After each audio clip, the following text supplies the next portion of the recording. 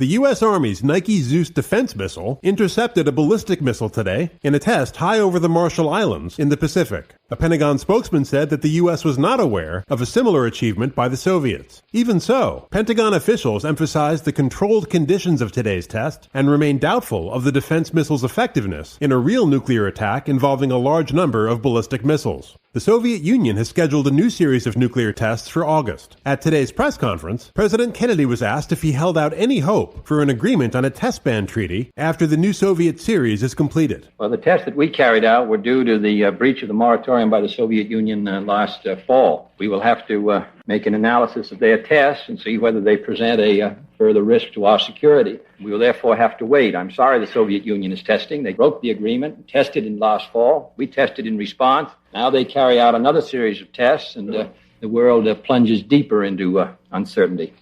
The president was asked about direct communication with his Soviet counterpart, Nikita Khrushchev. Mr. President, are you making any progress toward a direct telephone line to Mr. Khrushchev for use in case of emergency?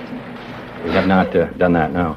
We have communications with the Soviet Union. I think the problem is not at the present time communications. The problem is that there's a difference of viewpoint. We understand each other, but we differ. Meanwhile, Moscow has stepped up its criticism of the continued presence of U.S. forces at the Guantanamo naval base in Cuba. The base has been leased to the U.S. since 1903. This week, the Soviet Defense Ministry called Guantanamo, quote, the biggest base of North American imperialism in Latin America, unquote. The statement went on to claim the U.S. is, quote, seeking to reactivate its subversive activity against Cuba. But these attempts will not succeed. Revolutionary Cuba, which has the sympathy of all peace-loving people, is ready to give the aggressors the rebuff they deserve, unquote.